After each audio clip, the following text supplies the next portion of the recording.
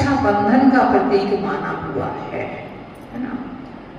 पर एक बात सोच करके देखो, रक्षाबंधन तो हम मनाते हैं, पर यदि मान लो किसी बहन के ऊपर कोई आपत्ति आती है और वो बहन यदि मान लो उसका विवाह हो गया है और उसके बाद यदि आपके घर पर आती है और यदि भाई को या भाभी को ये लगता है कि ये तो अब यहीं रहेंगे, तब वह कितना उसकी रक्षा करने के लिए तैयार होते हैं।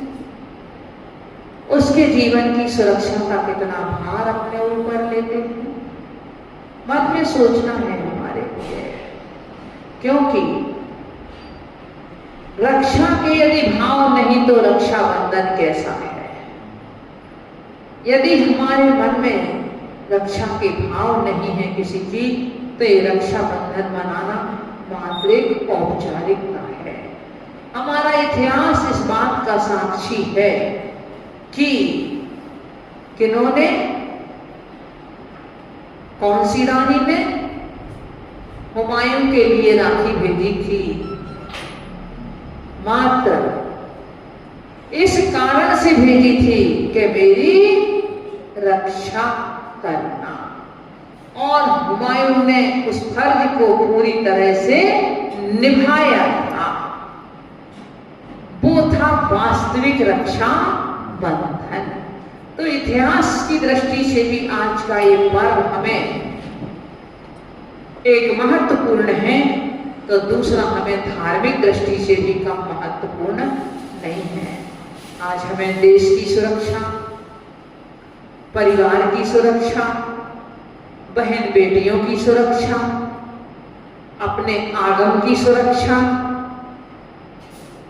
जिन मंदिरों की सुरक्षा, जिन वाणी की सुरक्षा,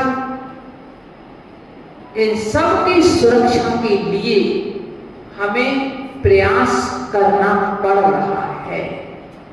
जहां देखो वहां हमारे तीर्थों पर अधिकार किया जा रहा है। हमारे तीर्थ भी आज असुरक्षित हैं। जो हमारे शाश्वत तीर्थ हैं, जिनका इतिहास मिलता है, ऐसा नहीं कि उनका इतिहास नहीं मिलता है, वैसे ही हमने किसी पर अनधिकार चेष्टा की हो, ऐसा नहीं है। पर उसके बाद भी आज हम, जबकि जैन समाज सबसे ज्यादा टैक्स देती है प्रशासन के लिए, सबसे ज्यादा व्यापार का कार्य यदि है तो वह जैन समाज के पास में है, सबसे ज्यादा प्रशासन का सहयोग करती है। जब कहीं यदि कोई आकस्मिक घटनाएं घटती हैं